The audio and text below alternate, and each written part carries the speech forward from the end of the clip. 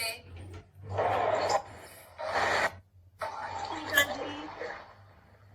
नमस्ते नमस्ते जी, नमस्ते। आवाज आ रही है एकदम ठीक से? हाँ जी, मेरी आ रही है आपको आवाज ठीक है? बिल्कुल बिल्कुल। लोग जुड़ रहे हैं हमसे। बिल्कुल बिल्कुल, देख रहे हैं, मुझे दिख रहा है यहाँ से कि लोग धीरे धीरे आ रहे हैं, धीरे धीरे। हाँ जी, हाँ, हेलो भी बोल रहे हैं आपको। नमस्ते नमस्ते। आप सभी जो भी मुझे देख रहे हैं उनको मेरा तहे दिल से नमस्कार। और मुझे आशा करता हूँ कि आप सब घर में होंगे और अच्छे से होंगे। Thank you so much. हाँ जी, यस। विशाल जी, जैसे आपको पता है पर फिर भी जो लोग जुड़ रहे हैं उनसे मैं कहना चाहूंगी कि कला संवाद ये मैंने सीरीज शुरू की है और इसका सिर्फ एपिसोड है और एक बुजुर्ग कलाकारों से अपने कलाकारों से जो गुरुजन है उनसे कुछ वार्तालाप करके कुछ अच्छी चीजें अगर यंगस्टर्स तक पहुंचे तो ये बहुत बड़ी बात है। लॉकडाउन में एक थोड़ी एग्जैक्टली। तो ये और हमारे जैसे आर्टिस्टों के लिए भी बहुत अच्छा होता है कि कहीं ना कहीं आप अपनी ऑडियंस से दूर हो जाते हैं। तो मुझे लगता है ये एक डिजिटल माध्यम ऐसा है कि आप कहीं भी बैठे, आप अपने फ्रेंड्स, अपने फॉलोवर्स जो आपको फॉलो करते हैं और जो आपके फैंस हैं उन तक आप जुड़ सकते हैं। सब बहुत ही सुंदर आइडिया है आपका। और पेज मिस कर रहे हो, ये एक पेज ही है। सॉरी पेज मिस कर रहे होंगे ना रंगमंच, बहुत ज्यादा। हाँ, तो ये स्टेज ही है। राइट। हाँ, क्योंकि आर्टिस्ट जो है बिना रंगमंच के तो कहीं ना कहीं वो अधूरा सा है। और आप अपने आप में मुझे लगता है वो ऑडियंस से इंटरैक्ट करना और एक स्टेज पे वो लाइट्स, जब लोग आपको बहुत अप्रिशिएट करते हैं तो कहीं ना कहीं आपको वो आदत सी लग जाती है और आपको बहुत आनंद आता है उस चीज से, है ना। तो आई थिंक सो मुझे लगता है सारे आर्टिस्ट ये मिस कर रहे हैं, बट कहीं ना कहीं ये डिजिटल होने की वजह से कहीं ना कहीं अभी और ये ऐसी इंस्टा लाइव हो, ऐसी माध्यम से एक दूसरे से जुड़ रहे सारे। एग्जैक्टली। और नए व्यूवर्स बन रहे हैं, नए फैंस बन रहे हैं आपके, नए लोग आपको फॉलो कर रहे हैं आपकी चीजों को। वो वीडियो कहाँ तक जा रहा है, यू नेवर नो कि कौन कौन शेयर कर रहा है, कौन देख रहा है। तो ये भी बहुत अच्छी बात है एक तरीके से देखा जाए तो। एक तो आप हमें अब बहुत सारे लोग जुड़ गए हैं तो मैं तो शुरू करते हैं। बिल्कुल। कला संवाद के इस एपिसोड में आपका बहुत बहुत स्वागत और thank you so much. Thank you. सभी स्वागत करती हूँ। आप पंडित सुखदेव महाराज जी की बनाने की एक 11वीं पीढ़ी है जो ये धरोहर आगे बढ़ा रहे हो आप। और मुझ मेरा भाग्य है पंडित गोपी कृष्ण जी की शिष्या मेरी गुरु श्रीमती मनीषा साठे जी, इनसे ये धारा मुझ तक भी पहुंची है, तो मैं भी खुद को खुश समझती हूँ। तो आज आप बहुत सारी बातें करेंगे, आपसे बहुत सारी चीजों की जानकारी और सीखेंगे भी। जरूर। कैसे हो आप? मैं ठीक हूँ, बस चल रहा है। और बहुत दिनों बाद आई थिंक इतना टाइम मिला है कि खुद के ऊपर खुद को देख पा रहे हैं, खुद को नई तरीके से ढालने की कोशिश कर रहे हैं। बस चल रहा है धीरे धीरे। हाँ जी। इतनी पवित्र भूमि से आप हो, बनारस से हो, बनारस में ही हो अभी आप, तो हाँ जी। लॉकडाउन को कैसे पॉजिटिवली ले रहा? बनारस बहुत यूजुअली यहाँ के लोग बहुत पेशेंस वाले नहीं होते, ऐसा कह सकते हैं। तो यहाँ का जो लॉकडाउन रहा है वो ऐसे धीरे धीरे बढ़ाया गया है। पहले 24 आवर्स से शुरू हुआ, फिर 2 दिनों का बढ़ा, फिर हफ्ते भर और फिर सीधे 14 डेज। और अब तो शायद आई थिंक मुझे लगता है कि सभी लोग यूज्ड टू इट हो गए हैं, क्योंकि एक जो लोगों के यहाँ पे जो एक सोच है स्पेशली, जैसे अगर मेरा कहिए तो मेरा अगर हम फ्री होते हैं तो या तो घाट पे दिखते हैं लोगों को या किसी चाय की दुकान पे हम लोगों को मिल जाते हैं, या मोस्टली कर लोग मुझे मिलते हैं मंदिरों में। अच्छा। जो जानते हैं कि मेरा डेज है कि हमें इस दिन इस भगवान के मंदिर में मुझे विशाल जी दिख जाएंगे। तो मुझे ऐसे कितने लोग मुझे वहां दिख जाते हैं और कहते हैं कि अरे आपको हम लोगों ने टीवी पे देखा है या आपको पेपर पे पढ़ा है। वैसे बहुत सारे लोग ऐसे देखते हैं। ऐसी रूटीन है लोगों की यहाँ पे यूजुअली कि लोग ऑफिस से निकले तो किसी पान शॉप पे खड़े हैं या किसी चाय की दुकान पे खड़े हैं। तो आई थिंक धीरे धीरे वो लोग इस चीज को भी अपना रहे हैं और उनको समझ में भी आ रहा है कि इन चीजों को भी थोड़ा कम करके थोड़ा दूरी बनानी है और लॉकडाउन का बहुत अच्छे से पालन करना है। और ऑफ कोर्स मुझे लगता है सारे जो बनारस के लोग मुझे देख रहे होंगे आई थिंक तो वो जरूर मिस कर रहे होंगे गंगा को, घाट को, क्योंकि यूजुअली हम सब बहुत मिस कर रहे हैं अभी। मुझे लगता है कि अभी बहुत इनफ हो चुका है लॉकडाउन, बट आई थिंक ये हमारे अच्छे के लिए ही हो रहा है कि जितना हम घरों में रहेंगे और जितना अंदर रहेंगे उतने हम सेफ रहेंगे और इतनी जल्दी ये जो महामारी है वो खत्म हो जाएगी। बिल्कुल। तो लॉकडाउन के पहले, ये तो सवाल सबसे कॉमन होता है मेरा कि लॉकडाउन के पहले आपका रूटीन कैसे था? ऑब्वियसली आप बहुत शोध करते हो, आप बहुत घूमते हो, और फिर भी बनारस रहते हो, तो पहले वाला रूटीन कैसे होता था और अब उसमें क्या चेंज आया है? हाँ, पिछला कुछ कह सकते हैं ऐसा, पिछला कुछ महीना हम बनारस में बिल्कुल भी नहीं थे और बहुत इमरजेंसी रही है, या किसी बहुत क्लोज फ्रेंड की शादी रही है, तो ऐसा हुआ है, कई बार ऐसा हुआ कि सुबह आए और शाम को वापस से निकल गए या रात को वापस से शादी अटेंड करके निकल गए। और कई बार ऐसा रहा है कि घर आना ही नहीं हुआ है, एयरपोर्ट से उतरे या स्टेशन आए तो डायरेक्टली स्टेशन से एयरपोर्ट सिर्फ सामान चेंज हुआ और वापस। तो ऐसा बड़ा हेक्टिक शेड्यूल रहा है उधर बीच।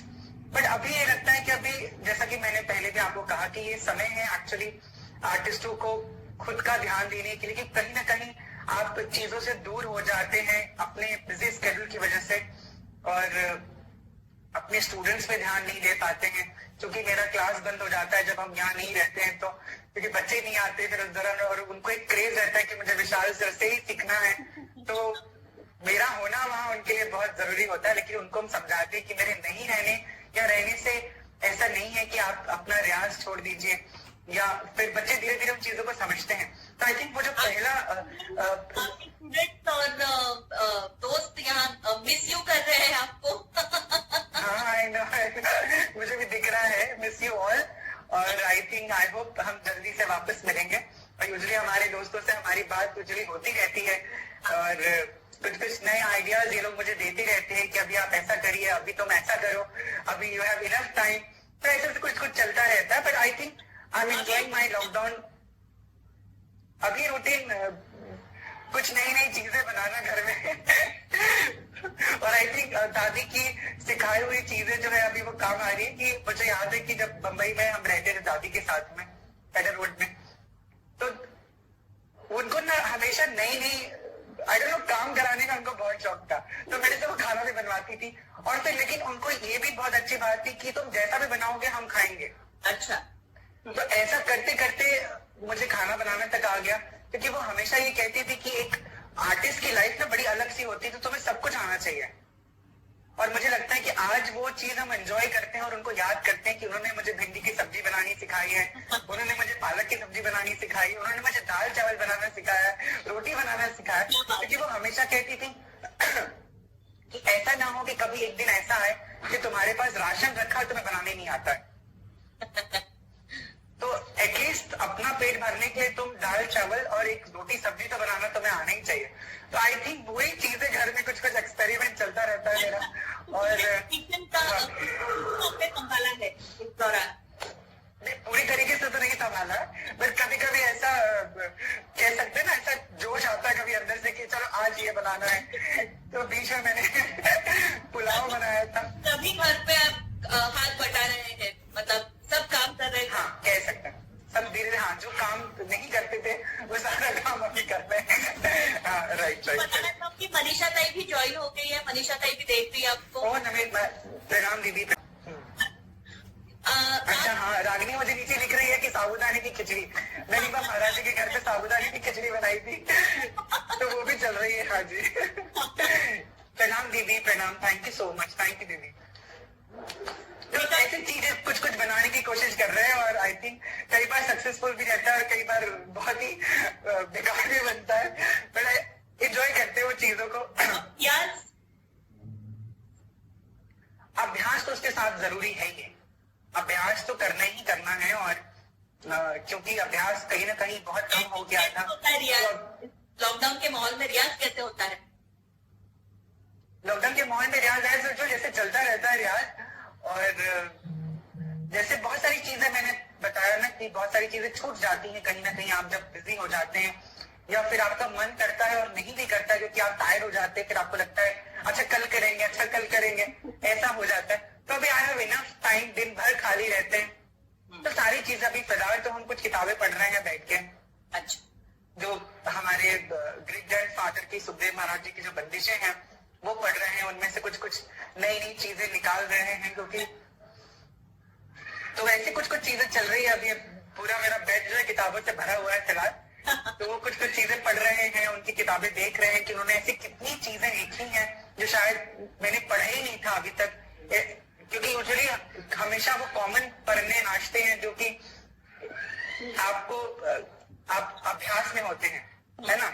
नई चीजें उठाने में कहीं ना कहीं आप हिचकिचाते हैं, कुछ करते हो। तो अभी मुझे लगता है कि जो नई चीजें हैं उसको उस अभ्यास में लाने से, आप उसको रूटीन में लाने से, फिर आप कभी भी स्टेज पे आप कभी भी करेंगे तो आप बहुत आराम से कर सकते हैं, कोई हिचकिचाहट नहीं होगी आपको। तो फिलहाल वो सब सारा काम और अभ्यास के साथ सारी चीजें चल रही है फिलहाल। यस, क्या बात है। विशाल जी, जैसे आपने सितारा जी का जिक्र किया, तो आप तो बचपन से नृत्य सीख ही रहे थे, पर एक दिशा हाँ जी।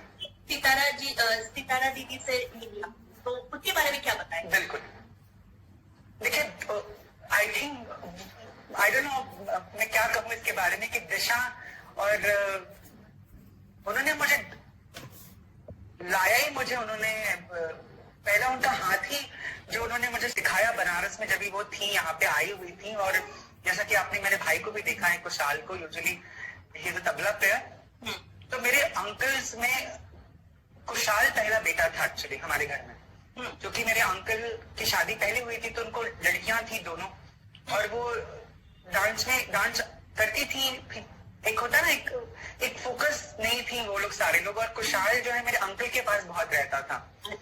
तो चूंकि मेरे अंकल तबला बजाते हैं, श्याम कुमार मिश्र जी, तो वो एकदम उसको अपने बेटे की तरह मानने लगे। और जब बड़ा हुआ तो उसने तबले पे हाथ रखा, तो समहाउ उन्होंने कहा कि ये अभी तबला ही बजाएगा अभी, तो वहां से उसका तबला का ट्रेनिंग शुरू हो गया। दादी जब बनारस आई थी तो वो देखी तो वो बहुत नाराज हुई इसको देख के, ये सारा दिन उनके पास रहता है और ये तबले का घराना नहीं है, हमारा डांस का घराना, और अभी कोई है नहीं नाचने वाला, पिताजी नहीं नाचते थे, कम नाचते थे उस दौरान, तो तुम्हारे पापा नहीं नाचते हैं, ये नहीं। तो समहाउ मुझे कहीं ना कहीं अपने आप उन्होंने जोड़ दिया कि बस कल से तुम्हारी ट्रेनिंग शुरू होगी। और बहुत कम उम्र थी मेरी, मैंने उनसे पूछा भी जब, तो बोला 3.5 साल के हम थे, और तब से मेरी ट्रेनिंग शुरू हो गई। और फिर बीच में पढ़ाई की वजह से हम बनारस में ही रहने लगे, फिर बड़े हुए धीरे धीरे, और फिर मुझे सबसे पहला बुलावा उन्होंने ही मुझे भेजा बॉम्बे में, जो कि बहुत ही प्रचलित समारोह है बॉम्बे का, सुर सिंगार फेस्टिवल, जिसमें मैक्सिमम ग्रेट जो आर्टिस्ट अभी रहे हैं उन सबकी पहली शुरुआत आई थिंक उसी समारोह से हुई है। तो मेरी भी पहली शुरुआत उसी समारोह से हुई है, और मुझे वहां बुलाया गया, मुझे श्रृंगार मणि दिया गया, और तब उन्होंने मेरा डांस देखा वहां पे। अच्छा, पहली दफा उतने लंबे गैप के बाद, एक लंबे अरसे के, आई थिंक 12-13 सालों के बाद उन्होंने मुझे देखा वहां पे, और आई वॉज आई थिंक 15 और 16 कुछ ऐसे चल रहे थे हम। तो उन्होंने देखा, और फिर वो एक होता है ना कि अंदर से खुशी होती है कि वो सबको बताना, अरे इसका डांस देखो, अपने शिष्यों को, जब उनका क्लास होता था यूजुअली, चलो तुम इनको चामत करके दिखाओ, चलो तुम इनको एक परन करके दिखाओ, तो सारे उनके स्टूडेंट्स बड़े, अरे वाह क्या इसके हाथ में क्या ग्रेस है, कितना खूबसूरत नाचता है, कितने सुंदर इसके अंग है। तो इस तरीके से धीरे धीरे धीरे उनके साथ रहना हुआ, मुझे भी बहुत अच्छा लगने लगा उनके साथ रहने में। और फिर समहाउ 1-2 साल के बाद ही पापा को फोन आया उनका कि अभी इसको वापस बंबई भेज दो मेरे पास में। अच्छा। सो पापा ने पूछा कि तुम्हें जाना है या नहीं जाना है, तो फिर मैंने कहा नहीं, मुझे जाना है। तो ऐसे बंबई रहने की वजह से उनसे बहुत सारी चीजें सीखने को मिली, उनकी बहुत सारी कहानियां सुनने को मिली जो उनके गुरुओं से उनको सुनने को मिली थी, किस तरीके से उन्होंने इस कथक नृत्य, इस विधा को किस तरीके से उन्होंने आगे बढ़ाया, स्पेशली जब लड़कियां नहीं नाचती थी, और तो कितनी सारी प्रॉब्लम्स हुई होगी। और आज इस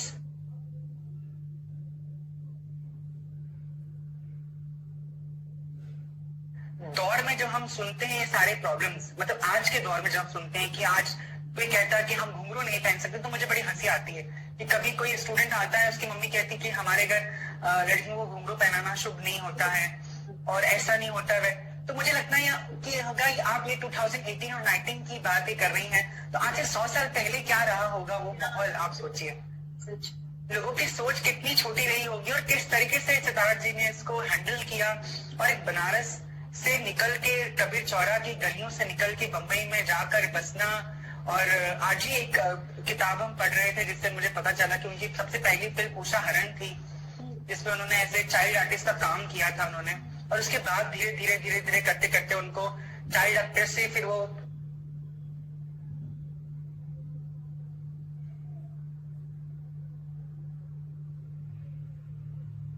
हीरो की बहन बनने लगी, हीरोइन की सखियां बनने लगी, फिर एक दिन खुद हीरोइन बन गई वो।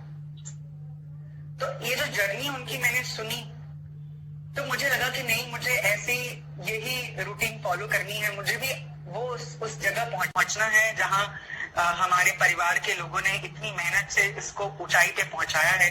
तो मुझे उसको मेंटेन रखना है, उसको आगे बढ़ाना है। फिर कितनी चीजें मैंने पापा से सुनी, मेरे अंकल की यानी गोपी कृष्ण जी के बारे में, कि किस तरीके से वो रियाज करते थे, कितना रियाज करते थे, कैसे करते थे। वो सारी चीजें मुझे कहीं ना कहीं मेरे दिमाग में घूम रही थी। तो वो सारी चीजें मुझे पता चली जब हम बम्बई में रहना शुरू हुए। अच्छा, तो मैं आगे जाके यही मेरा सवाल है कि जब आपने शुरू किया, बाद वापस इतनी बड़ी गैप के बाद आपने जब वापस सीखना शुरू किया, तो सितारा दीदी शायद 85-90 के आसपास होंगी। एग्जैक्टली। पर उनको देख के कोई नहीं कह सकता कि वो 80 और 85 की थी। मतलब वो खड़ी होती थी, हम लोग डर जाते थे और ऐसे लगता था कि अरे अभी मार न दे, अभी ऐसा लगता था। बस उनका, और स्पेशली हमारे घर में एक ऑरा रहा है सबका, पिताजी का ऑरा, मेरी दादी का ऑरा। तो अगर वो लोगों ने ऐसे देख दिया आंख उठा के, तो फिर हम सब गए वहीं काम से। फिर ऐसा लगता था कि आज तो छोड़ेंगी नहीं हमें, आज तो सबके सामने हमें लात जूते पड़ने वाले अभी। तो ये हालात होते थे। हाँ जी, आप पूछिए क्या पूछ रही थी? कैसे सिखाती थी, मतलब जो फोर्स और जो मतलब गोपी जी के नृत्य में जो फोर्स और जो चीजें होती थी, वाव फैक्टर, जो अभी यंग लोग हमारा देख रहे हैं इसलिए मैंने यूज किया। एक जो आपके नृत्य में भी वो वाव फैक्टर है, सम पे आने का एक अलग यूनिक तरीके, और एक नायाब चीजें जो आपके नृत्य में, जो गोपी कृष्ण जी के नृत्य में भी दिखाई देती, ये सितारा दीदी ने आप तक पहुंचाई है। तो वो कैसे रियाज कैसे होता था, कुछ किस्से मतलब सिखाती थी कि यहाँ से आना है, बैठना है, कम नहीं है, ये सभी चीजें मतलब इस उम्र में कैसे आपको सिखाती थी? वो सारी चीजें बैठे बैठे बताती थी। वो पहले तो बहुत सारी कहानियां सुनाती थी मुझे। अच्छा। कि ऐसे ऐसे होता था, हम लोग घर में ऐसे रहते थे। जो गुरुकुल परंपरा होती है, जो लोग सुनते हैं, गुरु शिष्य परंपरा जो होती है, वो कहानियां पहले, और उनके पास तो मुझे लगता था कहानियों का भंडार था, और किसके बारे में उनके पास कहानियां नहीं थी।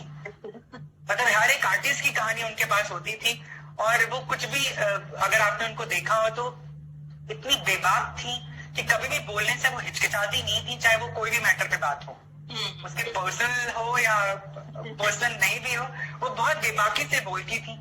फिर जो स्टोरीज चलती थी, फिर somehow उन्होंने मुझे बोला कि तुम्हें गोपी कृष्ण का स्टाइल करना है। मुझे उन्होंने बोला कि तुम्हें गोपी कृष्ण का स्टाइल करना है और उसके जैसा नाचता कोई नहीं है, तो तुम्हें वैसे ही नाचना है। तो हम सोचते थे ये कौन है, ये क्योंकि कभी उनको देखा ही नहीं था, सिर्फ तस्वीरों में देखा था। और उस टाइम पे आप बच्चे होते हैं तो इतनी चीजें, आपके पास एंड्रॉइड फोन नहीं होते हैं, इंटरनेट नहीं था तभी, और कभी ऐसे फिल्म आ जाए, अगर झरक झरक पायल बाजे, तो मेरे पिताजी, मुझे याद है कि आज भी हम लोग गलियों में खेल रहे होते थे, चोरी वो लुका छुपी का गेम होता है, या क्रिकेट खेल रहे होते थे गली में, पापा चिल्लाते थे विशाल विशाल, जोरों से चिल्लाते थे, जल्दी आओ जल्दी आओ।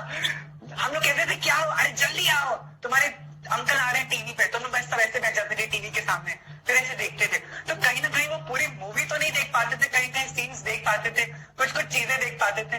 तो उनका जब भी उनके अंडर में मेरा सीखना शुरू हुआ, तो उन्होंने सबसे पहली बात तो मुझे यही बोली कि तुम्हें जो पकड़ना है वो ट्रैक, वो गोपी कृष्ण जी का पकड़ना है। अपना जो है पिताजी से जो सीखा है वो तो सीखो ही, बट तुम्हें जो मेन फोकस है तुम्हारा, वो गोपी कृष्ण पे फोकस होना चाहिए, क्योंकि उनके जैसा नाचता कोई नहीं है और तुम्हें वैसे ही नाचना है। तो मैंने कहा ठीक है।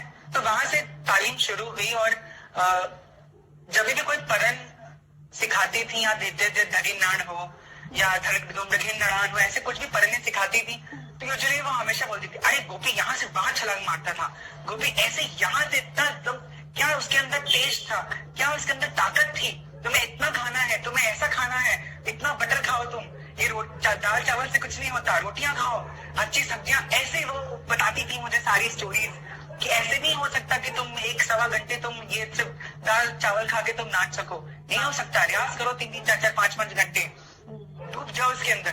तो इस तरीके से उनके साथ मेरी तालीम होती थी। और कोई परन जब सिखाती थी, स्पेशली अंकल का, तो बताती थी कि इसमें गोपी ऐसे छलांग मारता था, तो तुम इमेजिन करो बैठ के कि गोपी ऐसे छलांग मारता था।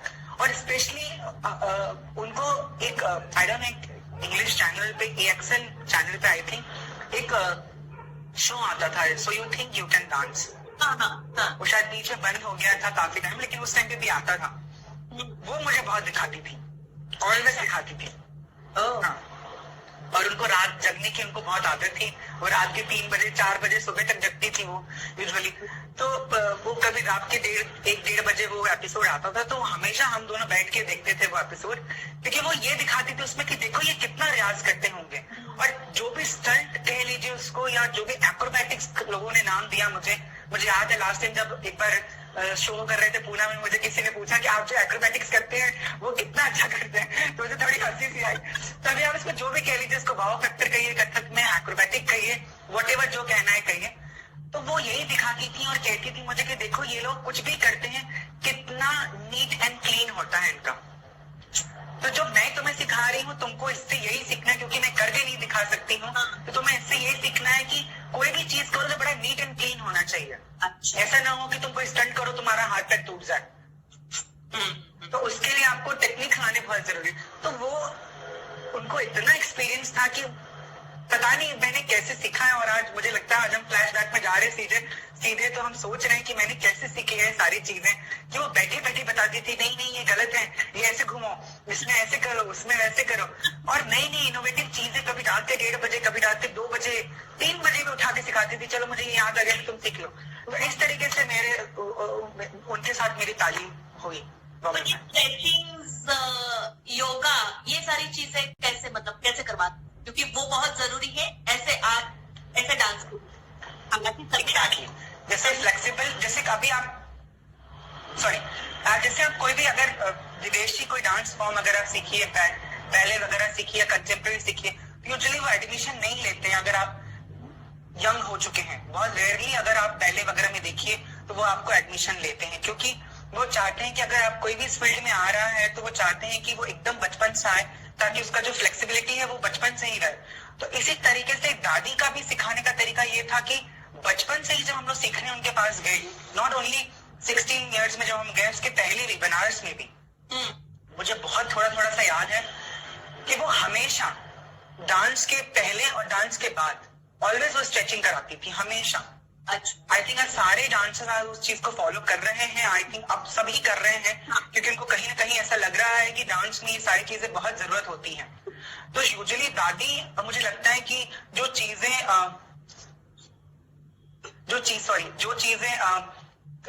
हम अब कर पा रहे हैं बहुत इजीली, वो बिकॉज ऑफ हर, क्योंकि उन्होंने ऐसी ट्रेनिंग दी थी मुझे कि कैसे आप बहुत रियाज में हैं, बहुत पसीने से लथपथ है, तो कैसे बॉडी को कूल डाउन करना है। वो सारे चीजें मैंने उनके क्लास में भी देखी कि वो सारे बच्चे फॉलो अप करते थे।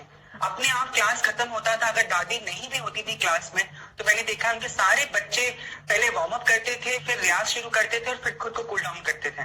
और फिर एक बात और भी होती थी, क्योंकि आप बहुत रियाज होते करते हैं, पसीना आता है, मैंने कितनी बार देखा लोगों को कि उसी गीले कपड़े में वो चले जाते हैं बाहर।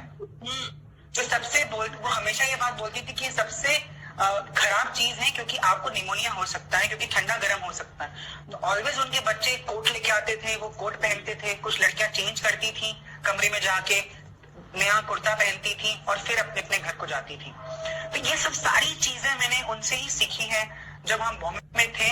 और मुझे लगता है वो सारी चीजें अब मुझे उसका बहुत ही अच्छा सदुपयोग हो रहा है कि हम अपने स्टूडेंट्स को वो चीजें बता रहे हैं कि आप सिर्फ रियाज ही करना जरूरत नहीं है, ये सारी चीजें भी बहुत जरूरी है। अब जैसे इसका नाम योगा हो गया। यस, गोपी कृष्ण जी से ये सारी चीजें मनीषा ताई तक भी पहुंची है। मनीषा ताई भी हमें यही सब सिखाती थी कि गीले कपड़ों से नहीं जाना है, कुछ पहन के जाओ। मतलब बचपन में कुछ आता था मनीषा जी जो बोलती एग्जैक्टली अब उसकी मतलब अहमियत समझ में आती है। एग्जैक्टली अब आप बड़े हो जाते हैं जब भी तो आपको समझ में आता है। और जब भी कोई स्टंट अगर हम स्टेज पे करते हो सब मुझे पूछते तुम कैसे कर लेते हो इतने आसानी से, कैसे कर लेते हो इतने आसानी से। तो मुझे लगता है बिकॉज ऑफ दिस रूटीन जो उन्होंने मेरा बनाया था कहीं ना कहीं, बिकॉज ऑफ दैट रूटीन हम आई थिंक वो बहुत इजिली नीट एंड क्लीन तरीके से हम स्टेज पे वो चीजें कर पाते हैं। बिल्कुल। आप कितने मतलब ये जो आपका धरोहर है आपने इतने अच्छे से संभाला है, मतलब आपने बताया कि कैसे आपने सीखा है। ऑब्वियसली आपने उसमें बहुत काम किया है, क्योंकि जैसे आपने बताया कि सितारा दीदी ने आपको बैठ के सिखाया, फिर आपने उस पर बहुत अभ्यास किया और इतने प्रोग्राम, इतने शोज, इतने बड़े बड़े बुजुर्ग लोगों के सामने अपनी कला का प्रदर्शन किया, तो बहुत सराहना मिली होगी, बहुत सारे आशीर्वाद मिले होंगे। तो क्या कुछ शेयर करना चाहेंगे? बिल्कुल। और मुझे लगता है अगर किसी भी बड़े महान किसी कलाकार ने अगर आपके बारे में कुछ दो शब्द भी अच्छे बोल दिए, लोग तरसते हैं यूजुअली कोई बहुत ग्रेट माइस्ट्रो या लीजेंड आपके बारे में कुछ बोले। तो मुझे कुछ 2-3 इंसिडेंट याद है कि जब महाराज जी मेरा परफॉर्मेंस देखने के लिए आए थे और तब उन्होंने कहा था कि इस बच्चे में ये बच्चा जब नाचता है तो बहुत आनंद लेके नाचता है और वही आनंद शायद ऑडियंस को पहुंचता है और ऑडियंस भी आनंदित होती है। तो आई थिंक उन्होंने ये बात कह दी है। यूजुअली हम लोग कभी भी उनके सामने खड़े होकर नाचते हैं, अगर वो कह देते हैं कोई भी चीज सिखाते वक्त कि अरे इसका ये हस्तक अच्छा हो रहा है या इसका सम बहुत अच्छा, इसकी निगाह आई है, तो हम लोग को लगता है कि भाई हमारा जीवन सफल हो गया अगर गुरु ने हमारी तारीफ कर दी तो, है ना। फिर ऐसे जब ही रानी कन्ना जी आई थी मेरा परफॉर्मेंस देखने कैलकाटा में, तो वो बहुत खुश थी और उन्होंने तो इतना स्टेज पे कह दिया कि इसने तो अपना एक नया स्टाइल बना दिया है, वो सब मिश्रित कर दिया है इसने। गोपी जी का भी स्टाइल किया है इसने, अपने पिताजी का भी है और इसका खुद का भी है, दादी का भी है। तो वो सब इसने बड़े अच्छे तरीके से इसको सजा के प्रस्तुति की। तो मुझे लगता है कि मैं एकदम कहूंगी कि इसने कुछ नया बनाया है और बहुत खूबसूरती से बनाया है इसने। तो ऐसे महान व्यक्ति जब ऐसा कुछ कहते हैं, आप रंगमंच पर एक कंफर्टेबल रहते हो, मतलब जैसे महाराज जी ने बोला कि बहुत आनंद लेते हो, कंफर्टेबल लगते हो, मतलब ये कैसे किया आपने? लोग ऐसे हो जाते हैं पर आप बिल्कुल कंफर्टेबल। हाँ एग्जैक्टली। नहीं, कई बार चोट भी लग जाती है, ऐसा नहीं है ऐसा नहीं है, कभी कभी चोट भी लग जाती है, बस आपको तो ऑडियंस को नहीं बताना है कि आपको चोट लग गई है नी से या कुछ तो हुआ है, बट कहते हैं शो मस्ट गो ऑन। और कई बार ऐसा हुआ है कि कुछ करने के टाइम पे कुछ ऐसा हुआ है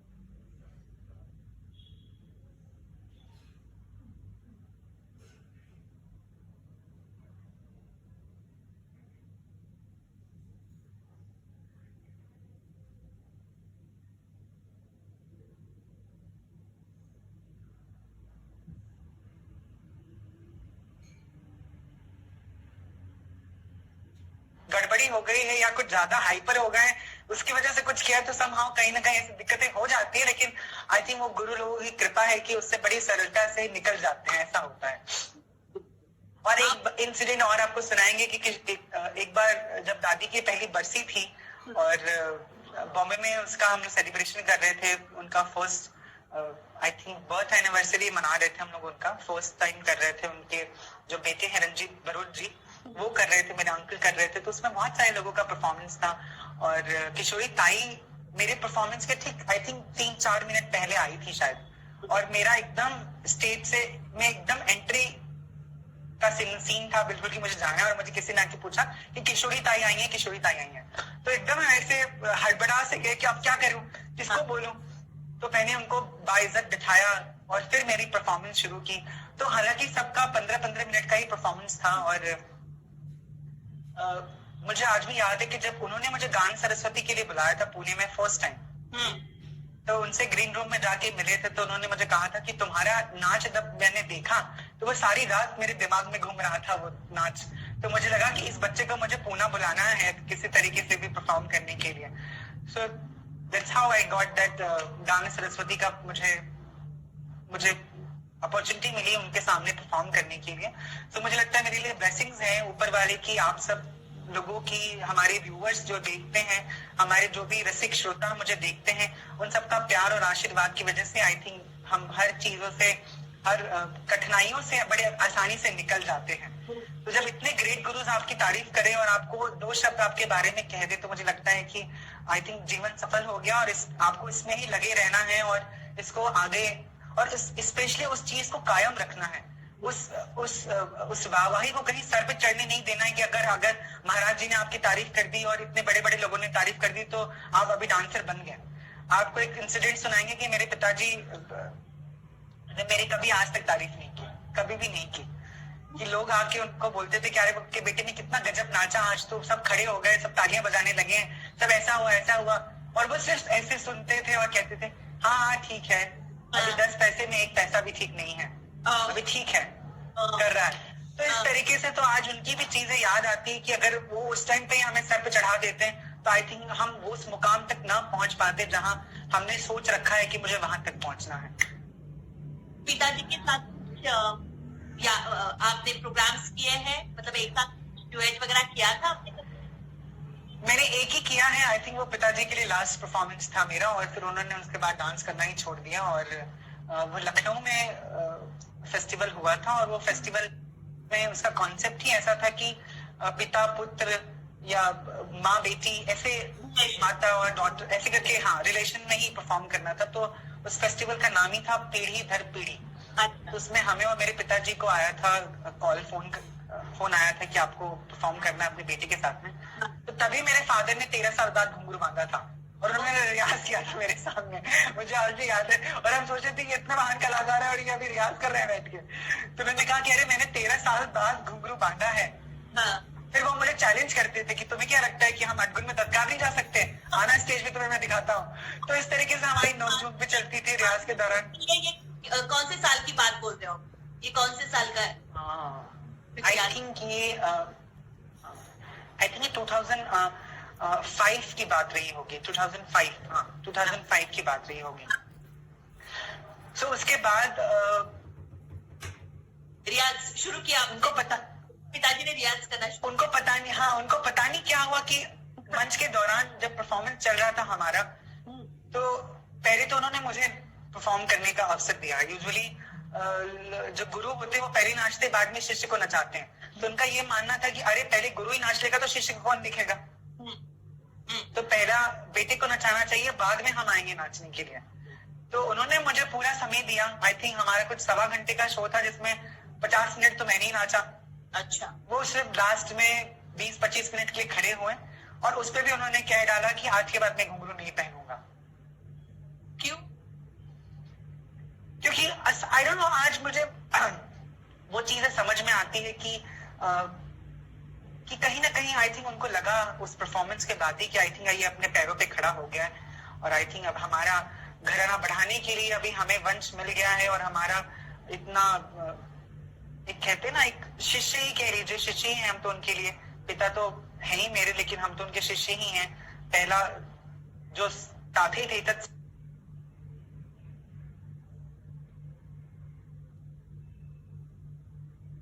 सिखाया, वो तो उन्होंने ही सिखाया मुझे।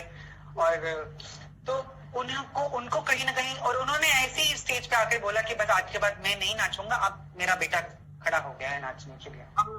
आज वो सारी चीजें, तब तो बच्चे थे, तब समझ में नहीं आया कि क्यों मना कर रहे हैं, क्या कर रहे हैं। इतना बड़ा सेक्रीफाइस उन्होंने किया मेरे लिए कि उन्होंने उसके बाद कभी घुंघरू पहने ही नहीं।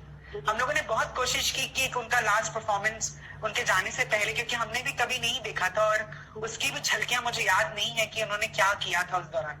ओके। तो मुझे लगता था कि जब उनका एज हुआ तो हमें लगता था, जब 65 और 67 चल रहे थे, तो हम लोगों ने बहुत प्लानिंग की कि एक बार जो उनके समकक्ष के तबला प्लेयर्स थे उनके साथ एक बार उनको स्टेज पे देखें हम लोग, बट समहाउ नहीं हो पाया। वो नहीं, राजी ही नहीं हुए कि नहीं अब नहीं करेंगे। तो इतना बड़ा सेक्रीफाइस उन्होंने मेरे लिए किया।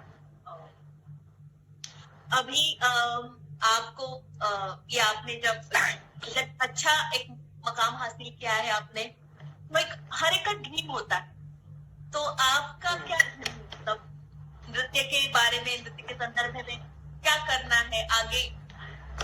फ्यूचर में कुछ प्लान्स? देखिए, प्लान्स तो बहुत सारे चल रहे हैं और कितने सक्सेस होता है वो तो भगवान ही जाने अभी कि कितना हम आगे कर पाते हैं। बट कोशिश तो यही रहेगी कि कहीं ना कहीं जहाँ बनारस घराने का एक जो नाम है कहीं ना कहीं वो सिर्फ किताबों में रह गया था। अभी ये सुन के बड़ी खुशी होती कि लोग कहते हैं कि नहीं नहीं, उसका बनारस का दिया जो है अभी भी जल रहा है, क्योंकि उसको संभालने के लिए अभी विशाल है। तो उसको मुझे फिलहाल तो मुझे आगे बढ़ाना है और मेरी बहुत एक अच्छी मेरा बहुत बड़ा ड्रीम है कि मैं एक स्कूल बनाऊं।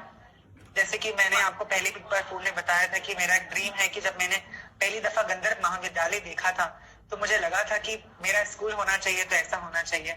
और फिर जब कलाश्रम बना महाराज जी का तो ऑफकोर्स सबको बड़ी खुशी हुई और जितना महाराज जी खुश थे उनकी आंखों में दिख रहा था कि उनका ड्रीम था जो इतने सालों के बाद आके वो पूरा हो गया।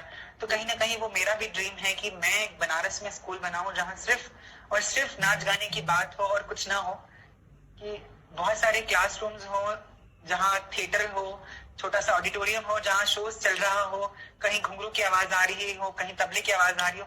और मैं अपने व्यूवर्स को भी बता दूं कि जो हमारा एरिया है ऐसा एरिया आपको कहीं देखने को नहीं मिलेगा कि सारे आर्टिस्ट एक ही जगह रहते हैं, है ना। वो लोगों को पता नहीं है शायद। जहाँ पे अगर आप मेरे घर से बाईं तरफ देखिए तो पंडित किशन महाराज जी का घर है, हमारे से दाहिनी ओर देखिए तो गुदेई महाराज जी का घर है, और हमारे से पीछे देखिए तो पंडित राजन साजन मिश्र जी का घर है और पंडित राम साहेब जी का घर है। तो ऐसे सब घर आसपास हमारे आसपास है, हमारे घर के आसपास बिल्कुल। और तो ये सब सारी चीजें जो हम लोग इस जगह रह के उस चीज को फील कर पा रहे हैं। और आई थिंक अभी तो बहुत कम हो गया क्योंकि सारे लोग बाहर जाके रह रहे हैं, सब लोग बाहर सेटल डाउन हो गए। तो मुझे लगता है एक ऐसा स्कूल होना चाहिए जहाँ पे हर तरीके की विधाएं सिखाई जाती हो, चाहे वो तबला हो, चाहे वो नृत्य हो, चाहे वो एनीथिंग। तो एक वहां के जो एम्बियंस आपको देखने को मिलेगा, जैसे महाराज जी के अगर वसंतोत्सव हो रहा था बीच में जब हम कलाश्रम गए थे हम लोग अपने रिहर्सल्स करने के लिए वहां पे, तो वह सारे डांसेस वहां थे। ऊपर कोई नाच रहा है, कोई नीचे नाच रहा है, कोई बेसमेंट में नाच रहा है, कोई कहीं ना। तो हर तरीके से हर तरफ से सिर्फ घुंघरू की आवाज आ रही थी और सिर्फ पढ़न की आवाज आ रही थी। तो मुझे लगता है वही मेरा ड्रीम है कि एक जब स्कूल बने तो इसी तरीके का मुझे भी सुनने को मिले और जो उस स्कूल में जाए वो वैसे ही आनंदित रहे। ये मेरी भी सोच है। बिल्कुल बिल्कुल, हम सबकी शुभकामनाएं भी आपके साथ है, ऐसा जरूर बनेगा। Thank you. आप ये देखने जरूर आएंगे, हमें बहुत अच्छा लगेगा वहाँ के। Thank you.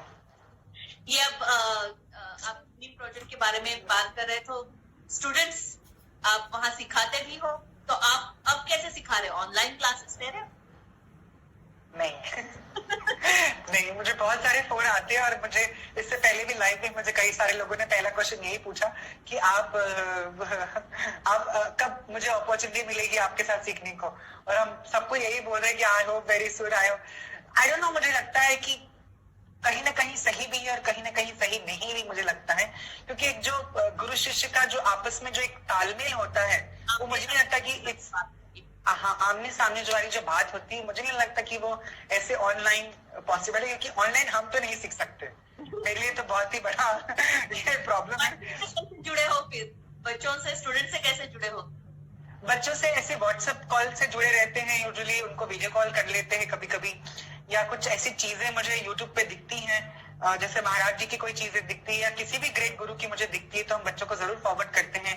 या कोई डॉक्यूमेंट्री मुझे दिख गई तो हम जरूर उस व्हाट्सएप ग्रुप में शेयर करते हैं कि जरूर आप ये देखो।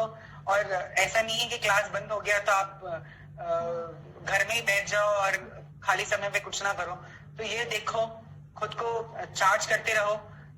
देखने से भी क्या होगा कि आप चार्ज खुद को होते रहेंगे और आपको वापस से उस रूटीन में वापस आना है। आपको कहीं ना कहीं लगेगा दिमाग में कि वो शिट, मुझे रियाज भी करना है। एक चीज इस तरीके से बच्चों से आपने जिक्र किया था, एक चीज मुझे याद आ रही है पोस्ट पे कि आपने इंटरनेशनल डांस डे पे कुछ काम करवाया था सबसे, स्टूडेंट्स से। हाँ, मैंने सबको एक वीडियो बना के भेजा था सारे स्टूडेंट्स को कि मैंने कहा इतना बड़ा दिन है और डांसेस के लिए तो हर रोज परफॉर्म करते हैं, बट आज के दिन एक काम करो कि सब लोग अपनी मम्मी पापा को ताते तेता सिखाओ और सबके साथ अच्छा खाना बनाओ, खाओ और फिर नाचो सबके साथ मिलके। तो मैंने ये उनको वीडियो बना के भेजा। हाँ, सबको नचाओ और बताओ कि कितनी मेहनत लगती है ताते तेता करने में भी। It's not so easy. कि आपको मेंटली प्रिपेयर होना पड़ता है कि ता थे तत् के बाद ता उसी से मारना है और उसको कंटिन्यू रखना है। तो ऐसा मैंने उनको वीडियो बना के भेजा था बच्चों को। आप ट्रेडिशन को इतने अच्छे से संभाल रहे हो, हम सब देख रहे हैं। आपका डांस अलग भी है, जैसे आपने अभी बताया कि बहुत सारे ये भी बताया कि आप खुद भी दिखाई दे रहे हो। ऐसे नहीं कि आपने धरोहर भी संभाल रहे हो, पर सबकी चीजें आपके नृत्य में दिखाई देती है। पर ये तो ट्रेडिशन वाली बात है, ये तो आगे बढ़नी ही चाहिए और आप ये बढ़ा रहे हो, बहुत अच्छा काम कर रहे हो। पर फिर भी एक ऐसा कंटेम्पररी थीम पर कभी आपसे कोई नृत्य देखने को मिलेगा? कंटेम्पररी थीम पे आई डोंट थिंक सो। नहीं, आई डोंट थिंक सो। और आई डोंट नो, मुझे लगता है कि ओल्ड इज गोल्ड कहते हैं ना, वो तो बस तो उसी को ही लेके आगे चल रहे हैं। इसलिए मैंने चाहे वो मेरे कॉस्ट्यूम की बात कह लीजिए, मेरे ज्वेलरीज की बात कर लीजिए, मैंने उसमें कोई भी चीजें चेंज नहीं किया है। जो अंकल पहनते थे, जो मेरे पिताजी पहनते थे, वो सेम ही चीजें हम भी पहनते हैं। और अगर मैंने उसमें कुछ चेंजेस नहीं किए तो मुझे नहीं लगता कि हम अपने डांस के किसी भी थीम में कुछ ऐसे चेंजेस करेंगे। आई डोंट थिंक सो। मैंने सिर्फ एक बार ही किया था और आई थिंक पूना में ही किया था मैंने। और मेरे अंकल ने मुझे कहा था स्ट्रिक्टली, रंजीत बरोट जी ने, कि मुझे कंटेम्पररी कथक नहीं चाहिए, मुझे ट्रेडिशनल कथक चाहिए। और वो फेस्टिवल ताल चक्रा फेस्टिवल था जिसमें कहा गया था कि हमें पर्कशन में तबला नहीं चाहिए। अच्छा, हाँ, तो ओनली ड्रम ही रहेगा पर्कशन में, ड्रम ही रहेगा। तो वही एक मेरा प्रोजेक्ट था जिसमें मैंने ऐसा कुछ किया था। और आई थिंक उसके थोड़ा पहले मैंने कोलैबोरेशन वगैरह किया है, बट मैंने खुद का फॉर्म छोड़ के मैंने कुछ या खुद को कंटेम्पररी बना के ऐसा कुछ नहीं, या कोई कंटेम्पररी थीम पे मैंने ऐसे अभी तक आई डोंट थिंक सो करेंगे भी। I don't think so. नहीं, I don't think so. Okay. आपके नाम से कृष्णा बचपन से ही जुड़ा है या बाद में आ गया? नहीं, बचपन से ही जुड़ा हुआ है। और इसके पीछे भी बड़ी लंबी स्टोरी है कि कृष्णा कैसे ऐड हुआ हमारे सरनेम में। वैसे तो हम लोग मिश्राज हैं, मिश्रा ब्राह्मण हैं हम लोग। मेरा पूरा नाम विशाल कृष्ण मिश्रा है। चूंकि मिश्रा सरनेम हटा दिया गया था, चूंकि आप सबको पता है कि जब घर में हमारे डांस शुरू हुआ था तो हमारे मिश्रा कम्युनिटी के लोगों ने बहुत ही आपत्ति जताई थी मेरे ग्रेट ग्रैंडफादर को कि ऐसा नहीं हो सकता, आप अपनी बेटियों को तवायत बना रहे हैं, कोठे पर बिठाएंगे, उनकी कमाई खाएंगे। ऐसे बहुत सारी चीजें हुई थी। तो सुखदेव महाराज जी की जो बहन थी, उन्होंने कहा था कि अब हमारे घर की लड़कियां इनके घर शादियां नहीं करेंगी और इनके घर की लड़कियां हमारे घर कभी बहू बन के नहीं आएंगी। यूजुअली शादियां मिश्रा कम्युनिटी में आपस में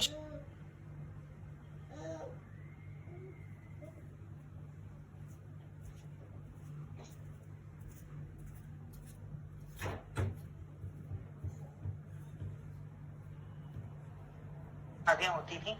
तो उस दौरान ये बंद हो गया बिल्कुल भी। और मुझे लगता है कि तभी ये मिश्रा सरनेम भी हटा दिया, क्योंकि ये इन मिश्राज ने हमें आई थिंक बायकॉट कर दिया था हमारी कम्युनिटी से। तो तभी से आई थिंक वो कृष्णा एड ऑन हो गया। फिर समहाउ जब मेल डांसर्स परफॉर्म करने लगे तो हमारे ग्रेट ग्रैंडफादर को लगा कि अगर जहां भक्ति नहीं है, कथक के अंदर भक्ति एक टाइम पे खत्म हो गया था, तो उनको लगा कि अगर भगवान बन के अगर परफॉर्म करेंगे तो लोग उसे कभी भी गंदी दृष्टि से नहीं देखेंगे। इसलिए यूजुअली मेल डांसर्स को उन्होंने कृष्णा के अवतार में बना कर दिया। और तभी से वो कृष्णा सरनेम भी आ गया हमारे नाम के आगे, सबके नाम के आगे कृष्णा सरनेम हो गया। और लड़कियां जो रही हैं वो यूजुअली राधा बन के नाचने लगी हैं, मंचों पर आ गई। यूजुअली ऐसा हुआ। तो तब से कृष्णा सरनेम आ गया और ये इतना प्रचलित हुआ कि अभी सारे कृष्णमय हो चुके हैं हम सारे लोग अभी फिलहाल।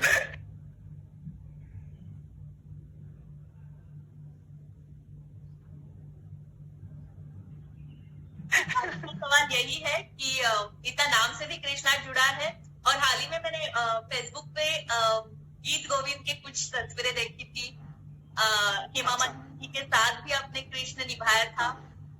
तो हाँ। एक मोर मुकुट पहनने के बाद और हाथ में बांसुरी लेने के बाद आप कृष्ण ही लगते हो। आपके घुंघराले अरे चेहरे पे भोलापन है, नटखटपन है, क्या राज है इसके पीछे? राज, I think, I don't know, ये तो आई थिंक ऊपर वाले की देन है कि वो भोलापन अभी तक गया नहीं है, जिसका फायदा मुझे अभी तक हो रहा है कि मेरी एज पता नहीं चलती लोगों की। लोग कोई भी देख के सोचता है कि अरे ये तो 20-22 साल का लड़का ही होगा अभी। तो हेमा जी के साथ में मैंने उनकी माता जी के नाम पे एक फेस्टिवल होता था, मैंने वो किया था सबसे पहले। वो 2010 की बात है और तब बॉम्बे में ही रहते थे हम, और मुझे ऑफर आया था परफॉर्म करने के लिए। तो यूजुअली जैसा मैंने कहा कि मेल डांसर्स कृष्ण बन के नाचते हैं, तो मेरा अटायर कृष्ण जैसा ही था और हमने परफॉर्म किया उनके सामने। तो कुछ महीने के बाद ही मुझे फोन आया उनके ऑफिस से, उनकी सिस्टर का फोन आया कि हेमा जी तुमसे बात करना चाहती हैं। तो मुझे तो पहले समझ में नहीं आया कौन हेमा जी। तो मैंने पूछा सॉरी मैं समझ, अरे हेमा मालिनी बात करना चाहती है आपसे। तो मैंने कहा वो अच्छा ओके। तो उन्होंने मुझे जोड़ा, उन्होंने मुझे बुलाया घर पे, उन्होंने बहुत सारी स्टोरीज अंकल की शेयर की, गोपी अंकल के साथ में। मुझे लंच पे बुलाया था उन्होंने, मुझे याद है, और हम लोग खाना खा रहे थे बैठ के। उन्होंने मुझे कहा कि मुझे तुम्हें देख के याद आता है कि मैंने तुम्हारे अंकल के कोरियोग्राफी में मैंने कितना नाचा है, और मुझे कथक नहीं आता था, तुम्हारे अंकल ने मुझे कितना नचा दिया। और कितनी पुरानी फिल्मों के गानों के बारे में मुझे बताने लगी, और हम सुन रहे थे बैठे बैठे, और मुझे भी बड़ा अच्छा लग रहा था। फिर मैंने उनको एक ही सवाल पूछा था कि आप भरतनाट्यम करती हैं और हम कथक करते हैं। कहती कुछ नहीं, तुम्हारा डांस बहुत अच्छा है, तुम कर लोगे बिल्कुल, तुम अपने तरीके से करो। तो उन्होंने बैठ के वो पूरी कोरियोग्राफी मेरी बताई उसमें, और मेरा यंग कृष्णा का मेरा रोल था उसके अंदर। उसमें ऑलरेडी 3 कृष्णा और थे उसके अंदर, जिसमें उनके कुछ सीन्स थे। बट परफॉर्मेंस जिसमें एक यंग कृष्णा होता है, वो नाचता है, वो मेरा ही सीन था, और उनको कोई डांसर ही चाहिए था जो उस चीज को निभा सके। तो उन्होंने मेरा चयन किया था उस चीज के लिए, और एक वो मेरे लिए बहुत ही अच्छा एक्सपीरियंस रहा उनके साथ काम करना, इतनी बड़ी टीम के साथ में, और इतनी ग्रेट आर्टिस्ट के साथ। तुम कर लोगे बिल्कुल, तुम अपने तरीके से करो। तो उन्होंने बैठ के वो पूरी कोरियोग्राफी मेरी बताई उसमें, और मेरा यंग कृष्णा का मेरा रोल था उसके अंदर। उसमें ऑलरेडी 3 कृष्णा और थे उसके अंदर, जिसमें उनके कुछ सीन्स थे। बट परफॉर्मेंस जिसमें एक यंग कृष्णा होता है, वो नाचता है, वो मेरा ही सीन था, और उनको कोई डांसर ही चाहिए था जो उस चीज को निभा सके। तो उन्होंने मेरा चयन किया था उस चीज के लिए, और एक वो मेरे लिए बहुत ही अच्छा एक्सपीरियंस रहा उनके साथ काम करना, इतनी बड़ी टीम के साथ में, और इतनी ग्रेट आर्टिस्ट के साथ में जिन्होंने इतने काम किया है। और फिर दूसरा अगर मैं बताऊं गीत गोविंद के लिए, तो गीत गोविंद भी मुझे आई थिंक इसी वजह से मिला, मेरे बालों और मेरे फेस की वजह से मुझे मिला कि पहले मुझे गाने सुनाए गए उसके, फिर मैंने गाने सुने, मुझे गाने बहुत ही अच्छे लगे। फिर मुझे लगा कि गीत गोविंद मैंने एक पहले भी किया हुआ है थोड़ा सा, कुछ पद मैंने अष्टपदी के मैंने किए हुए हैं पहले थोड़े थोड़े। तो मुझे बहुत इंटरेस्ट था शुरू से अभिनय करने का, क्योंकि समहाउ मैंने इतनी सारी रूमर्स सुने थे अपने घराने को लेके कि बनारस घराने वाले अभिनय नहीं कर सकते हैं, उनके अंदर ग्रेस नहीं है, उनके अंदर वो सिर्फ उछलते रहते हैं, ये करते हैं वो करते हैं। तो मुझे कहीं ना कहीं मैंने प्रण किया था कि मुझे अभिनय करके ही दिखाना है मुझे, और मुझे बताना है कि ऐसा नहीं है कि बनारस के डांसर्स सिर्फ उछलते कूदते हैं या फिर वाओ फैक्टर ही करते हैं, अभिनय भी करते हैं, और ठहराव वाला गाना भी नाच सकते हैं वो लोग। अच्छा, तो इस तरीके से मेरा काम शुरू हुआ पद्मश्री माधवी मुदगल जी के अंदर में। तो उन्होंने मुझे तराशने की कोशिश की कि तुम कर सकते हो अभिनय।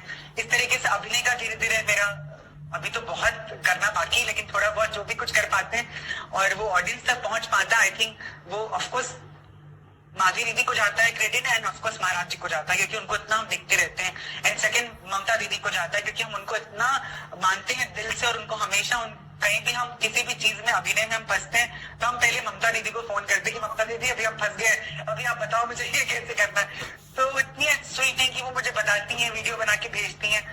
तो इस तरीके से मैंने अपना अभिनय का स्किल ठीक करने की मैंने कोशिश की थोड़ी सी। और गीत गोविंद मुझे एक ऐसा मेरे लिए स्टेप कह सकते हैं कि जहां मुझे समझ में आया कि अभिनय के कितने और प्रकार हो सकते हैं। कृष्ण में सिर्फ माखन चोरी या फिर यही एक जो नॉटीनेस बना होता है वो नहीं है। अभी एक वो एरा गया, मुझे लगता था कहीं ना कहीं मेरा एक टाइम वो नॉटी वाला कहीं ना कहीं अभी एक फेज जो है वो धीरे धीरे खत्म हुआ। और अभी आपको एक जो कृष्ण का जो एक जो कह सकते हैं ना, एक जो ठहराव है और जो राधा को मनाना या अगर जो भी इस तरीके के प्रसंग हैं जो उसमें स्पेशली अष्टपदी में लिखे गए हैं वो तो बहुत ही कठिन है। तो मुझे उसमें मेरे लिए एक टास्क था कि मुझे उसको अच्छे से करना है, तो मैंने वो किया। और उसके बाद मुझे लगता है लोगों ने मुझे दिल्ली में ही कमानी में ही हो रहा था और लोगों ने मुझे यहाँ तक आके बोल दिया कि अभी आई थिंक कथक में कोई कृष्णा देखना है तो तुम्हारे सिवा अभी किसी को नहीं दिख सकता। तो आई थिंक इस तरीके से मेरा कह सकते हैं ना, मैंने कृष्ण को बहुत अपने अंदर जिया है। और आई थिंक वो इसलिए मेरे चेहरे पे, और आई एम सो लकी कि मेरे घर में लड़कों के बाल इतने अच्छे हैं कि मुझे भी वो आगे मुझे मिला है, जिसका मुझे कहीं ना कहीं फायदा हो रहा है मेरे डांस में। पहले अभी सारे लड़कों के मेल डांसर्स के देखिए बाल बड़े बड़े हैं, पहले कोई डांसर्स बड़े बाल नहीं रखते थे, बनारस के ही डांसर्स को बड़े बड़े बाल होते थे पहले। और अभी सबके एक ट्रेंड चल गया लंबे बालों का, स्पेशली घुंघराले बालों का। तो कहीं ना कहीं मुझे बहुत बेनिफिट हुआ कथक में कि एक लुक वाइज कह सकते हैं। और एक जब कृष्ण का करते हैं तो कृष्ण जैसा सौम्यता होनी चाहिए चेहरे पे, कहीं तांडव कर रहे हैं तो तांडव जैसा आप स्वरूप होना चाहिए। तो मेरे बाल और मेरा फीचर्स आई थिंक मुझे बहुत उसके लिए सहायता करते हैं मेरे डांस में। वो तो ब्लड में ही है सब। एग्जैक्टली। गोपी कृष्ण जी अगर आज सामने होते तो आप उनसे क्या सुनना पसंद करते? कुछ नहीं पूछते, हम उनके चरणों में गिर जाते बस। मेरे पापा जब हम नाचते थे और मेरे पापा हमेशा मुझे बोलते थे ये बात कि क्योंकि पापा बहुत टाइम तक बॉम्बे में रहे हैं मेरे गोपी अम्बे के साथ में, और इनका एक तिगुलबंदी चलता था इनका पहले, गोपी कृष्ण जी, माधव किशन जी और मोहन कृष्ण जी। अच्छा। ये तीनों की तिगुलबंदी बहुत होती थी। और रामायण के पात्र में भी मेरे पिताजी हमेशा लक्ष्मण बनते थे, गोपी जी राम बनते थे और माधव किशन जी जटायु बनते थे। अच्छा। मेरे पास एक तस्वीर भी जिसमें ये तीनों एक फ्रेम में हैं और माधव जी जटायु बने हुए हैं, मेरे पिताजी लक्ष्मण बने हुए हैं और गोपी जी राम बने हुए हैं। तो ये तिगुलबंदी का बहुत उस टाइम पे प्रचलन था और पापा बहुत रहे हैं गोपी जी के साथ में। और तो वो हमेशा ये बोलते थे कि आज गोपी भैया होते तो तुम्हें देख के बड़ा खुश होते, तुम्हें देखते तो वो बहुत खुश होते कि उनके जैसा तो नहीं कह सकते बट उनके स्वरूप में शायद मेरे पिताजी मुझे देखते थे, क्योंकि वो हमेशा बोलते थे कि ये तो गोपी भैया के ट्रैक पे चला गया, ये तो गोपी भैया के ट्रैक पे चला गया। हमेशा लोग यही बोलते थे कि ये तो मेरा बहुत कम नाचता है, ये तो गोपी कृष्ण जी के ट्रैक पे चला गया, गोपी भैया के ट्रैक पे चला गया। तो आई थिंक अगर वो मेरे सामने होते तो हम सिर्फ उनको देखते।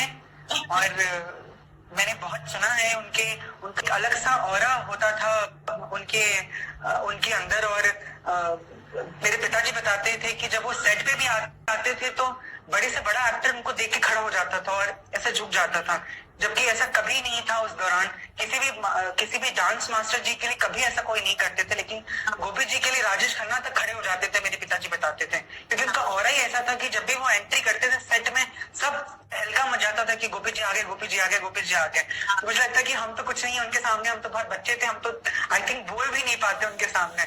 और सिर्फ हम उनका बोलते मुझे आशीर्वाद दीजिए ताकि मेरी जिंदगी सफल हो जाए और इस विधा को हम और आगे लेके जाएं। क्या बात है।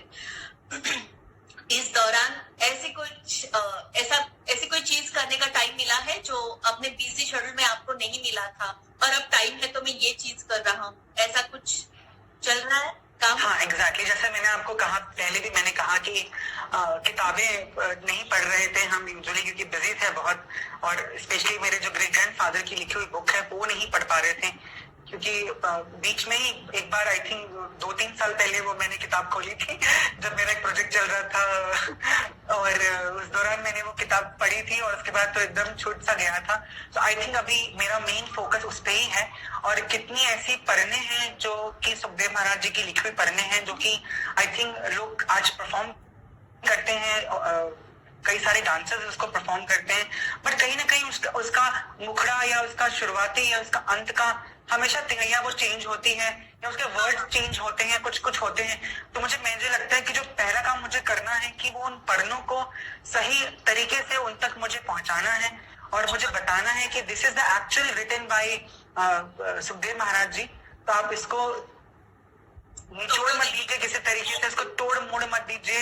हाँ, और अगर आपको नहीं पता है, और आजकल लोग हिचकते भी हैं किसी का नाम लेने से, लोग किसी की चीजें नाचते हैं, लोग नाम नहीं लेते हैं।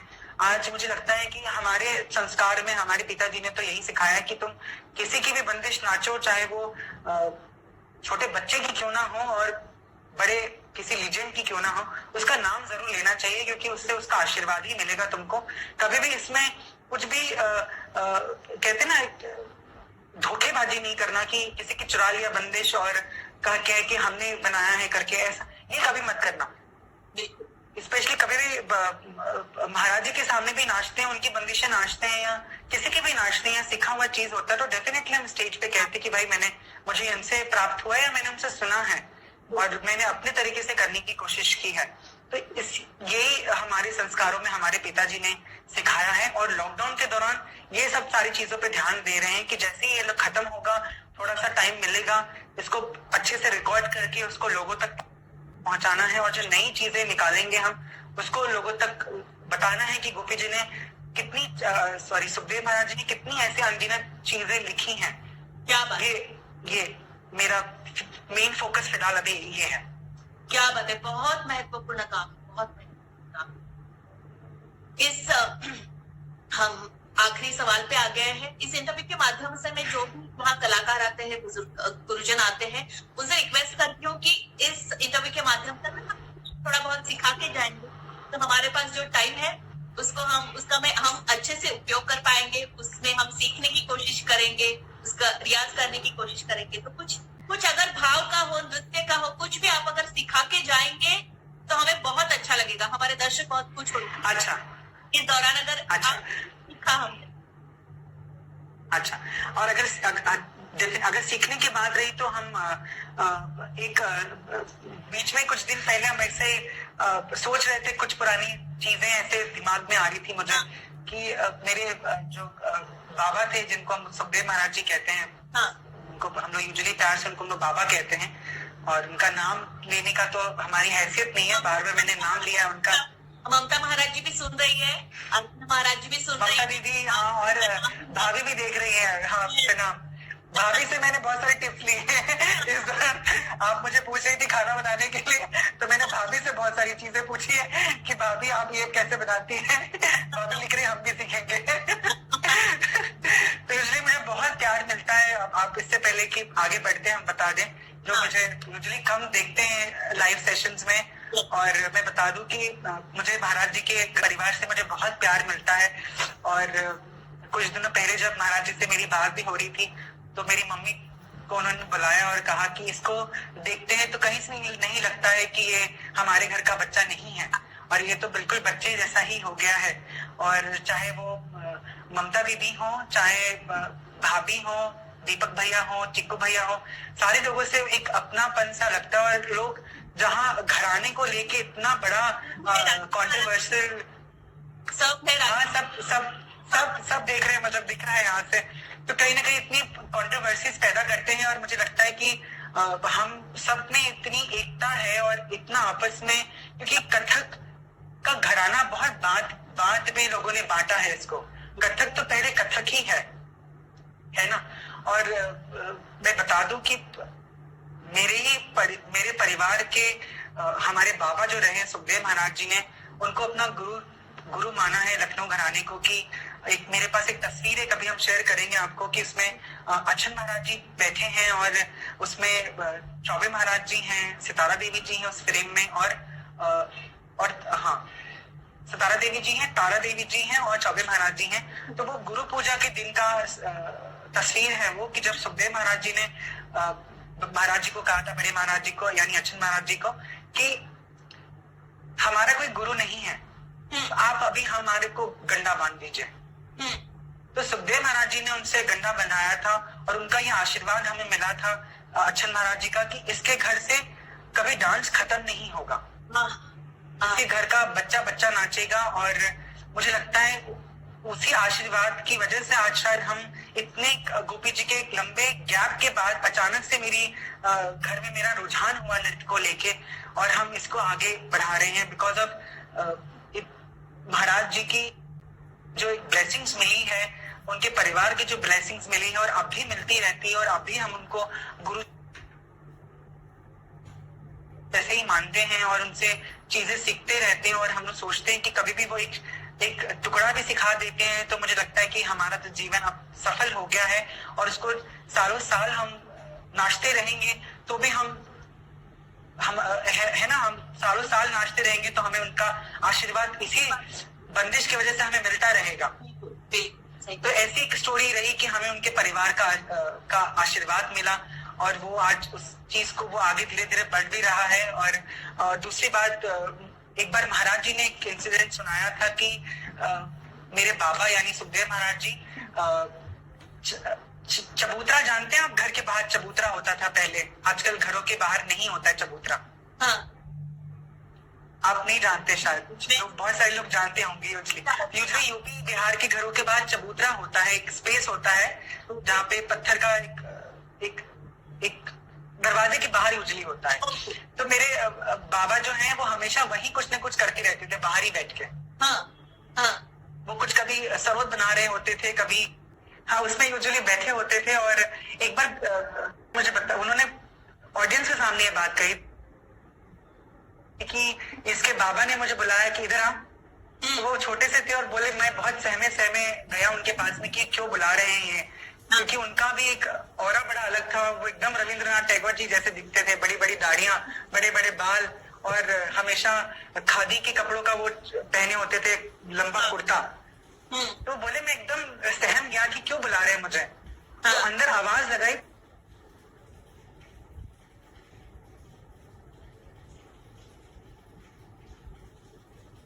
जाके थाली और पानी लेके आओ।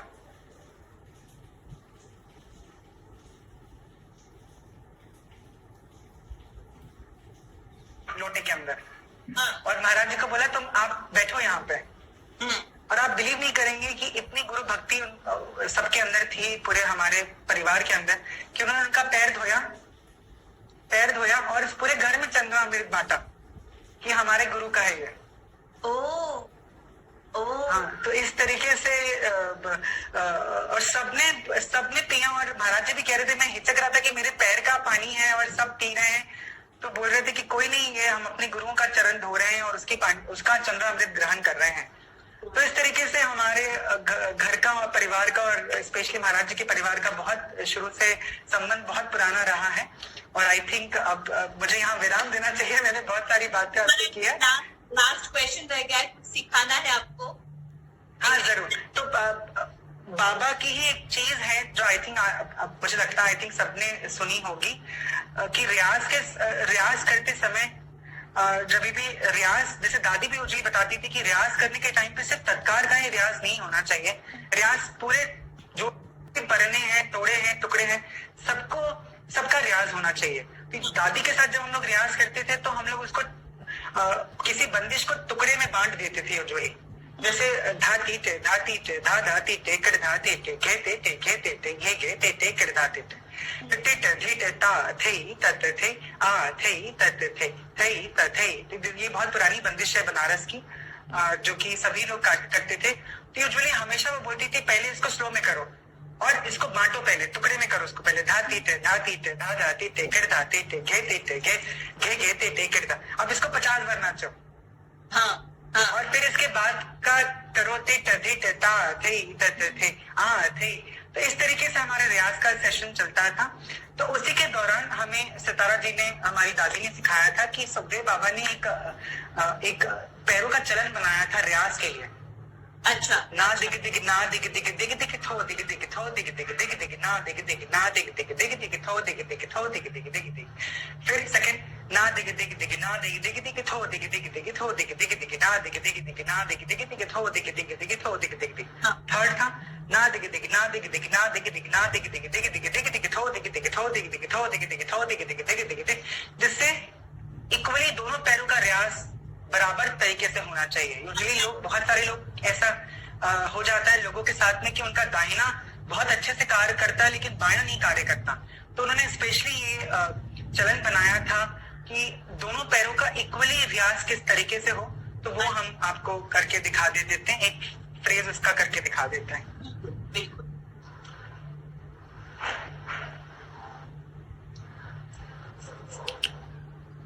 आपको मेरे पैर दिख रहे हैं?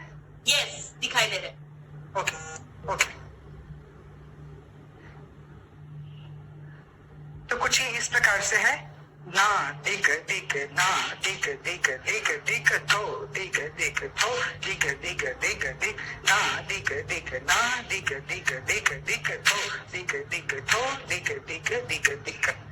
तो इससे आपके खड़े पैरों का भी रियाज हो जाएगा और जो हील का स्पेशली दोनों पैरों का जो बैलेंस है, हाँ, उसको दोनों तरीके से अगर आप इसको साध लीजिए, हम आपको बता देते हैं। तीनों फ्रेज मैंने आपको बता दिए कि ना दिखे दिखे ना दिखे दिखे दिखे दिखे थो दिखे दिखे थो दिखे दिखे दिखे दिख ना दिखे दिखे ना दिखे दिखे दिखे दिखे थो दिखे दिखे थो दिखे दिखे दिखे दिखे। सेकेंड है ना दिखे दिखे दिखे ना दिखे दिखे दिखे थो दिखे दिखे दिखे थो दिखे दिखे दिख ना दिखे दिखे दिखे ना दिखे दिखे दिखे थो दिखे दिखे दिखे थो दिखे दिखे दिखे। थर्ड है ना दिखे दिखे ना दिखे दिखे ना दिखे दिखे ना दिखे दिखे ना दिखे दिखे ना दिखे दिखे दिखे दिखे दिखे दिखे थो दिखे दिखे थो दिखे दिखे थो दिखे दिखे दिखे दिखे दिखे। तो इस ये प्रकार उन्होंने स्पेशली बनाया था और आई थिंक ये बहुत सदुपयोग करेगा आपको आपके रियाज में, आपको स्टैमिना बनाने में। और आपको इसका जब आप खुद आप जब इसको करेंगे तो मुझे लगता है कि आप आई थिंक 5 मिनट भी टिक नहीं पाएंगे जब आप इसको फास्ट करेंगे। ना दिख दिख ना दिख दिख दिख दिख थो दिख दिख थो, क्योंकि आपको दोनों पैरों पे इक्वल बैलेंस करना होगा पहली बात तो, और दोनों पैरों पे आपको इक्वल प्रेशर देना होगा और मेहनत भी उतनी डबल लगेगी यूजुअली। तो ये बहुत अच्छा है रियाज के लिए। तो आप जो भी इस चीज को आगे फॉलो करना चाहते हैं आप जरूर करिए, और जरूर एक वीडियो हम इसकी अच्छे तरीके से बना के सिर्फ तत्कार की, क्योंकि इट्स टू डिफिकल्ट नाउ कि आपको मैं तत्कार करके दिखाऊं। आई थिंक आई डोंट नो आपको समझ में आया या नहीं आया, लेकिन वेरी सून